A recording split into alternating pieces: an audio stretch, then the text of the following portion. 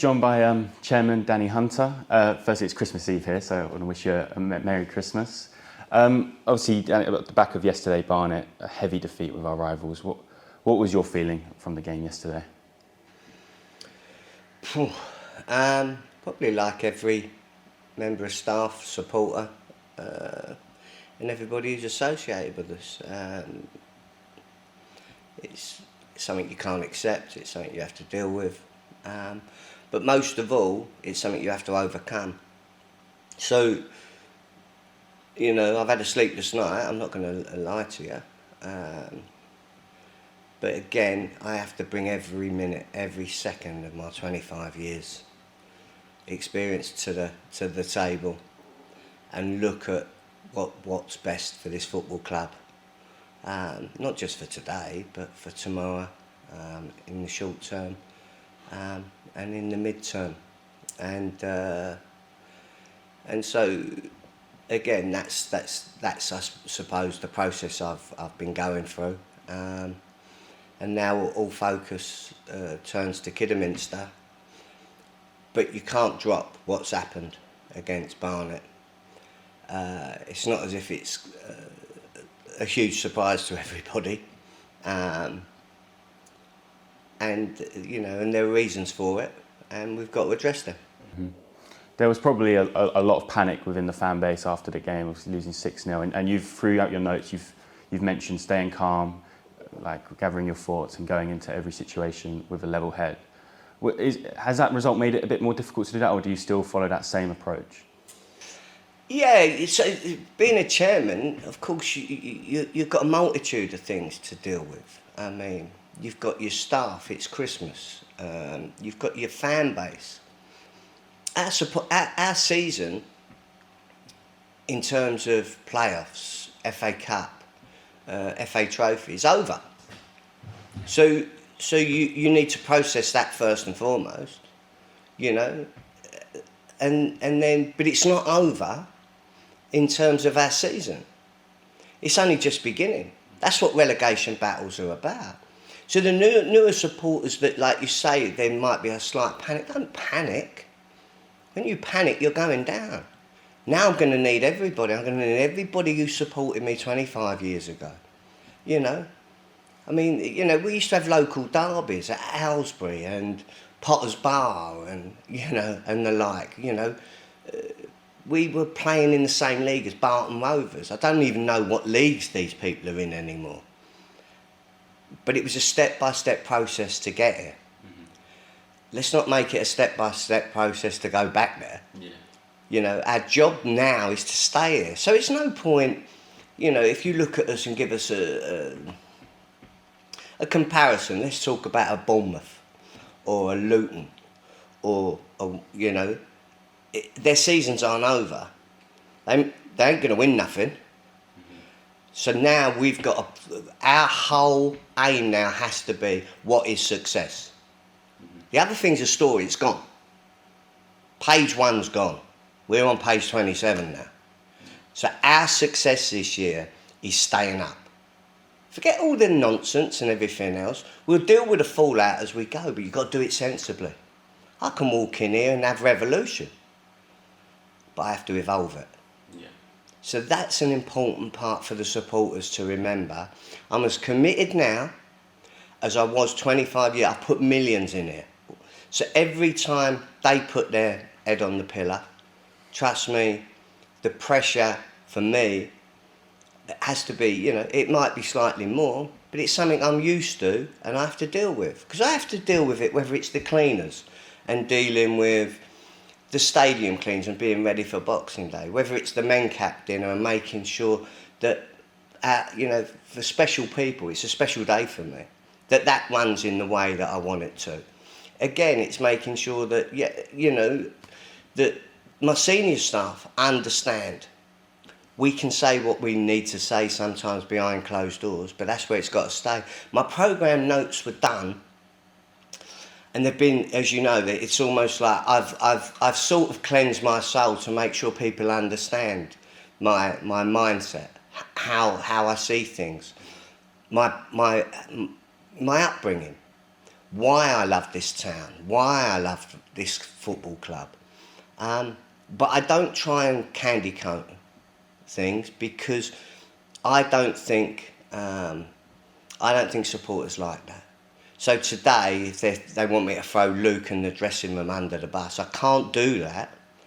But I'm thinking no different to what they're thinking. Only I have to only concentrate on solutions. We can all see where the problems are, but you can't, when you're a club like us, solve them problems in 10 minutes. Top strikers don't want to come here.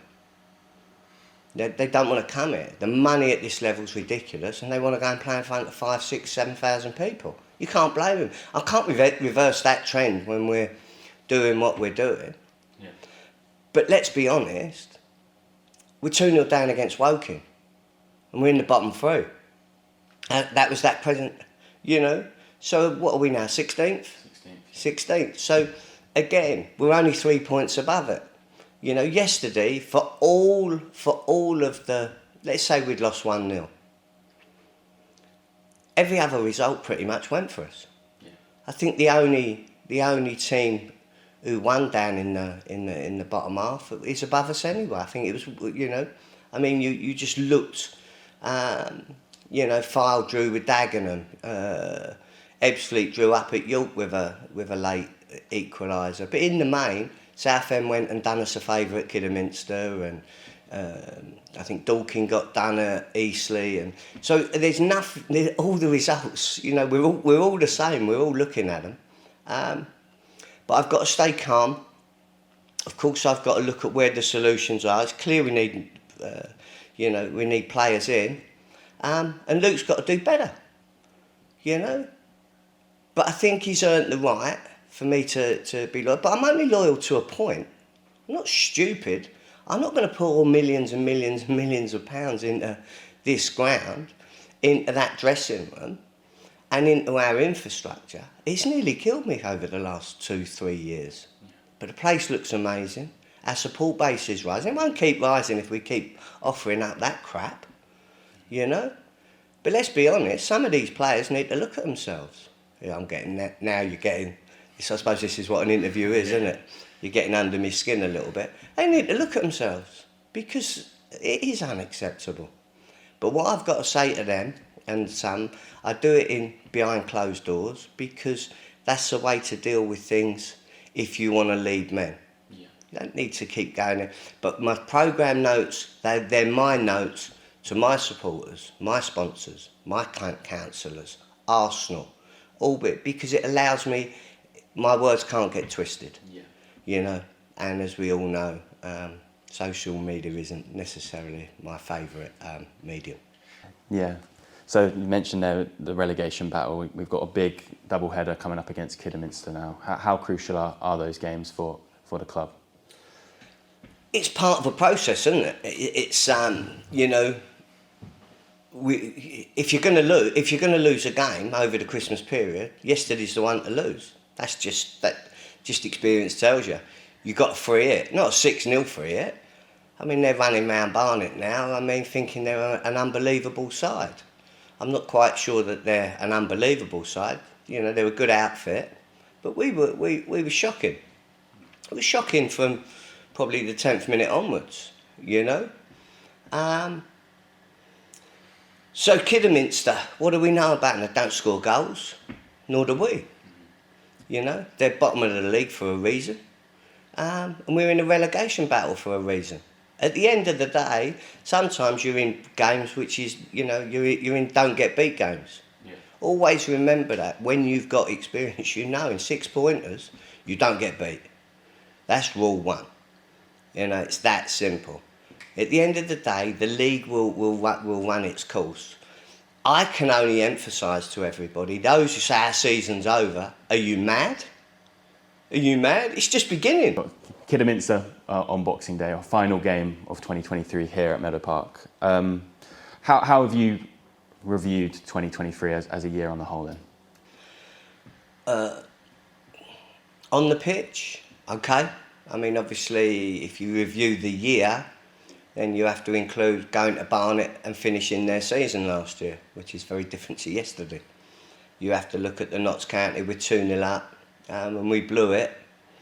But the supporters, etc., as you know, at Barnet and Notts County are incredible.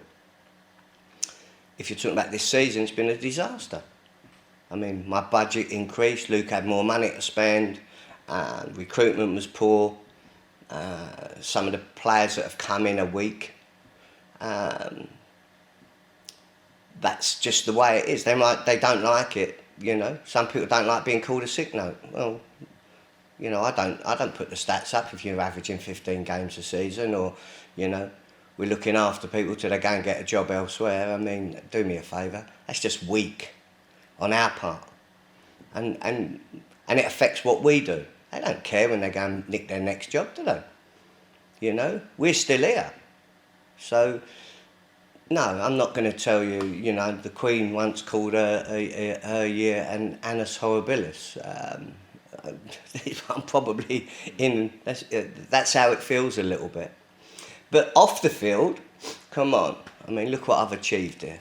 You know, look at, as you drive up the drive, look at Rico's bar. It didn't exist this time last year. Where we're sitting in now, Oscars, it didn't exist. Wasn't built. Then you look at the glass house. You know, you look across and you look at the gantries and the other things behind the scenes, where the Wi-Fi throughout the stadium and the facility, and all manner of things. It's been incredible, you know. When you look with the first team budgets and the builds, etc. I think it's been an incredible period of progress for the club off the pitch. I mean, that's took its toll on me, because sometimes you're working you're working late nights and early mornings, and there's lots of behind the scenes meetings with councillors and planners, my partners at Arsenal, my education partners, SCL, looking to see how the structures are working. Some people have let me down with the structures. I've had to regroup and look at things, but we're a million times stronger than we was, for instance, say in July, off the pitch. And so, again, it just makes me more determined to make 2024 a much more... we've got to improve ourselves in all departments, and if we do that step by step, we'll make up the inches that we need to be solid. But we will be in this division next season. But that starts with our fan base. That starts with our season ticket holders. That starts with with my old school supporters. There's no point turning in on each other. Understand? There's one ship. There's one captain. If we go down, you're looking at the man to blame. Don't blame anybody else. You know, you put it on my shoulders. We're not going down, but I won't panic. You know, if I make changes, it's because I know it's for the definite improvement of the club, and it's Christmas.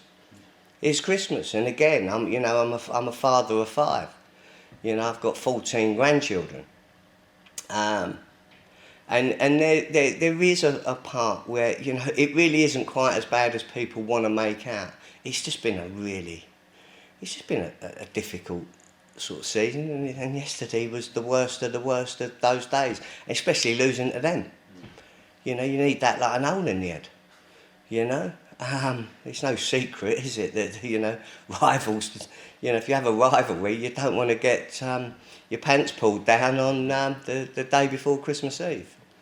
So go on. Yeah, we'll just finish up. You've mentioned there Christmas, a special day where people come together with their families, and obviously some people aren't fortunate to do so. Have you got a Christmas message for the Wood Army and our support? As always, you know, they've been amazing to me over the years.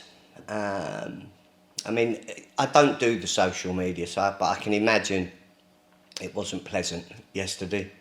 I have to deal with the here and now and what I know. So my message to them is, you know, Christmas is about friends, it is about family, it's about the kids, etc. There's a lot of people that are going to wake up tomorrow, and it's going to be a lonely day, and it's a bit like New Year's Eve. So if I've got any message at all, it's let's look after each other. Let's make sure that if a kind text is better than a nasty word, and as I say, and we've also lost some special people this year, and to all of those, and they know who they are. They have my thoughts and my prayers, and again, it's a period where, let's make Boxing Day, with the footballing family down there. That's cliche. I hate it. I shouldn't have said that. Footballing family. But what I'm saying is, I've always enjoyed my Boxing Days. I might pop in the glass house and buy them all a pint, or a glass of wine for the girls, because let's be honest, they've done all the work. And yeah, so not really a message. It's always, my life's always been about being an underdog. It's always about us. It's always about togetherness. That's what this club is. That's what this town is. It's an underdog town, and if you turn on us, we turn on you. And for the youngsters who don't know that, that's always been our history. From when we had the Crown at the end of the high street, from when we had the Red Line that's now McDonald's, from when we had Studio 70, which was the best cinema, when we had Saturday morning pictures and everything else. This is a special town. It always has been. There's a lot less old school families left now because they've moved away. But yeah, Christmas is a tough time for people, and they've gone and spent a few bob yesterday. And I bet they wish they had that in their back pocket come Boxing Day. But I hope to see them here against Kidderminster. 3 points are vital. Our season starts on Boxing Day. 2024 will come in after that. I think it's York then on the 7th. And the world can look a lot different come 5 o'clock Boxing Day evening. Have a great Christmas. And I just wish, all the love in the world to you and yours. All the best, Danny. God bless you. Thank you.